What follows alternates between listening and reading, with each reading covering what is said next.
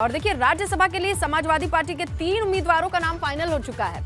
जयंत चौधरी 30 मई को राज्यसभा के लिए नामांकन दाखिल करेंगे, ये खबर आ गई है। वहीं कपिल सिब्बल और जावेद अली ने ऑलरेडी नामांकन दाखिल कर दिया है। बीजेपी की तरफ से कोई भी नाम सामने नहीं आया है, इसी का जिक्र कर रहे थे हमारे सहयोगी। 31 मई नामांकन की आखिरी तारीख है, 10 जून को चुनाव होना है, लेकिन बीजेपी खेमे से अभी तक कोई नाम सामने आया नहीं है जो नामांकन करते हुए दिखाई दे। जबकि समाजवादी पार्टी की ओर से 3 नाम तो एकदम स्पष्ट है, 2 ने तो नामांकन भी दाखिल कर दिया।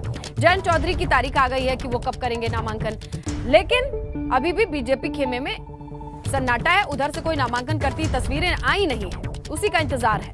लेकिन ये जो अहम तस्वीरें हैं राज्यसभा चुनाव को लेकर के, वो देखिए आप, समाजवादी पार्टी ने स्पष्ट कर दिया है कि 3 कैंडिडेट जिनकी अगर संख्या बल के हिसाब से देखा जाए जीत लगभग तय है, जीत तय है, और चौथे पर संशय है। वो नाम भी वो जल्द ही लेकर आएंगे, क्योंकि 3 नाम तो आ चुके हैं। समाजवादी पार्टी के खेमे से 3 नाम तो ऑलरेडी आ चुके हैं। वो 3 नाम में 2 नाम नामांकन भी दाखिल कर चुके हैं। 30 तारीख को जयंत भी नामांकन दाखिल कर देंगे, लेकिन बीजेपी खेमे में अभी भी किसी ने नामांकन नहीं किया है। लखनऊ से खबर है, आज फिर सदन में हंगामे के आसार जताए जा रहे हैं। राज्यपाल के अभिभाषण के धन्यवाद प्रस्ताव पर चर्चा होनी है और सीएम योगी सदन में करीब 12:30 बजे बोलेंगे, और बजट पर भी आज ही चर्चा संभव है। और अखिलेश यादव बजट पर सदन में अपनी प्रतिक्रिया दे सकते हैं। मीडिया के सामने तो उन्होंने प्रतिक्रिया दी ही है, और उसी प्रतिक्रिया को आधार बना करके बताया जा सकता है कि आज भी सदन में हंगामे के आसार होंगे, क्योंकि मीडिया को दी गई प्रतिक्रिया में संतोषजनक प्रतिक्रिया नहीं लगी। उनकी तरफ से ये नहीं कहा गया कि युवाओं को, रोजगार को और गुणवत्ता पर ध्यान दिया गया है, और बाकी क्या क्या कहेंगे आज सदन में, इस पर निगाहें रहेंगी।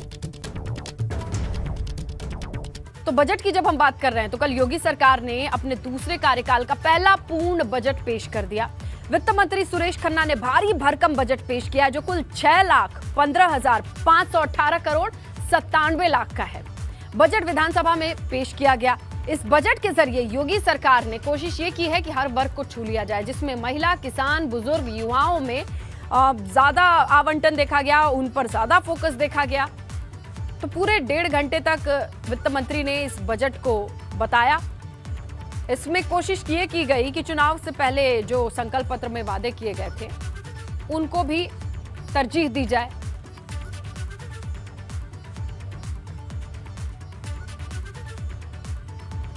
तो देखिए, बहुत सारी योजनाओं का जिक्र किया गया। फोकस रहा किसान, युवा, महिला, और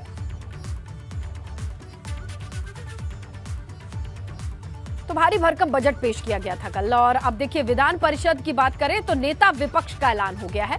सपा एमएलसी लाल बिहारी यादव बनाए गए हैं नेता विपक्ष, क्योंकि नेता प्रतिपक्ष संजय लाठर का कार्यकाल समाप्त हो गया है। विधान परिषद की सीटें भी खाली हो रही हैं। 13 सीटों पर 20 जून को चुनाव होना है, लेकिन इससे पहले नेता प्रतिपक्ष की भूमिका में कौन होगा, ये भी आपको बताएं। परिषद में बदल गया है नेता विपक्ष। लाल बिहारी यादव ये भूमिका निभाएंगे। संजय लाठर जो अब तक निभाते आए थे इस भूमिका को, नेता विपक्ष की, उनका कार्यकाल समाप्त हो गया है। और ऐसे में नेता विपक्ष की सीट पर कौन काबिज होगा, ये नाम सामने आ गया है, लाल बिहारी यादव का। विधान परिषद में भी चुनाव होना है, क्योंकि सीटें खाली हो रही हैं। 13 सीटों पर चुनाव की तारीख आ गई है। ऐसे में नेता विपक्ष की भूमिका में कौन रहेगा, तो संजय लाठर का कार्यकाल जब समाप्त हुआ है तो उनकी जगह लेंगे लाल बिहारी यादव। देखिए उनकी तस्वीर।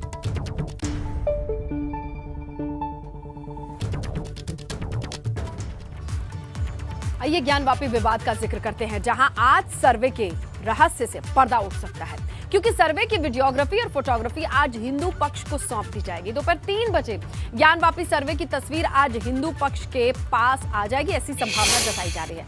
आपको ये बताएं कि कोर्ट के आदेश के आधार पर पक्षकारों को वीडियोग्राफी की कॉपी उपलब्ध कराई जाएगी, जिसे देखकर दोनों पक्ष अपना ऑब्जर्वेशन रखेंगे, देखेंगे, समझेंगे कि क्या क्या पहलू निकल करके इस सर्वे से सामने आए हैं।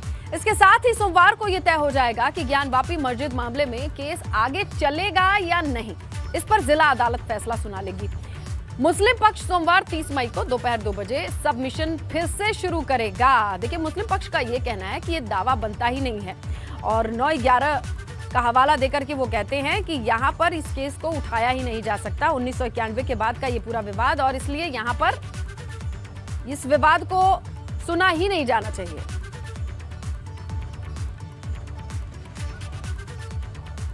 तो देखिए, इधर आज जुम्मे की नमाज होनी है और लिहाजा वाराणसी में इंतजामिया कमेटी ने लोगों से अपील की है कि आज मस्जिद में वो कम संख्या में नमाज पढ़ने पहुंचे, हो सके तो आसपास के मस्जिदों का रुख करें, वहीं पर नमाज करें। और इंतजामिया कमेटी की तरफ से जारी नोटिस में यह भी कहा गया है कि ज्ञानवापी मस्जिद का मामला कोर्ट में चल रहा है और 30 मई को अगली सुनवाई होनी है। ऐसे में फास्ट ट्रैक कोर्ट में एक और केस की सुनवाई का जिक्र सामने आया है।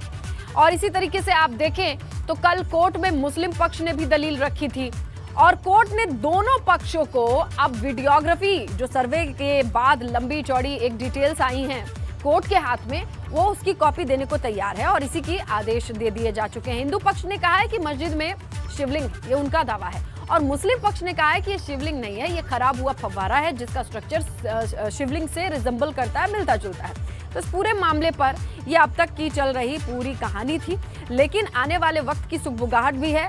किस तरीके से ये कानूनी दांव पेच आगे बढ़ेगा, समझने की कोशिश करते हैं हमारे सहयोगी नीतीश पांडे से, और वही बताएंगे, समझाएंगे कि कहां कहां कौन कौन सी सुनवाई होनी है नीतीश, और कहां कहां तक कौन कौन सा मामला आगे बढ़ा है।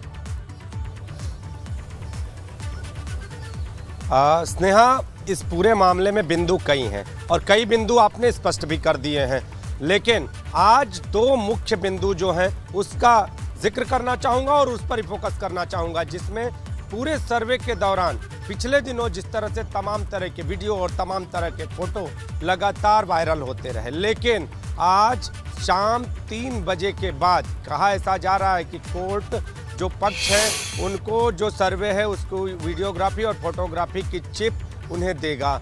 इसके साथ ही अब जो तथ्य हैं दोनों पक्षों के सामने और दोनों पक्ष अपनी अपनी आपत्ति भी दाखिल कर सकेंगे। इसके साथ ही आज जुमा भी है, आज अहम दिन है और आज जुमा है। देखना ये होगा कि अंजुमन इंतजामिया कमेटी की अपील, इसके साथ ही मस्जिद कमेटी की अपील, इतना ही नहीं, वाराणसी प्रशासन के लिए आज का दिन और भी चैलेंज भरा। क्या आज भीड़ होती है? क्या आज जो लोग नमाजी हैं, जो नमाज अदा करने वहां पर पहुंचते हैं, उनकी संख्या बल में कहीं कमी आती है, भीड़ नियंत्रित होती है? ये देखने वाली बात होगी। लेकिन आपको बता दूं कि वाराणसी में सुरक्षा का अलर्ट जारी है। जो नीतीश, कुल मिला के कंक्लूजन यही है कि एक तो जुमे की नमाज, उसे लेकर के शांति व्यवस्था, दूसरी ये है कि आज दोनों पक्षों को ये जो लंबा चौड़ा सर्वे चला है उसके सबूत जो है कैद हैं, वीडियोग्राफी फोटोग्राफी वाली चिप में वो कार्ड सौंप दिया जाएगा ताकि वो भी देखें डिटेल्स और परतों को समझें, अपने तरीके से आगे बढ़ पाएं। शुक्रिया नीतीश जानकारी के लिए।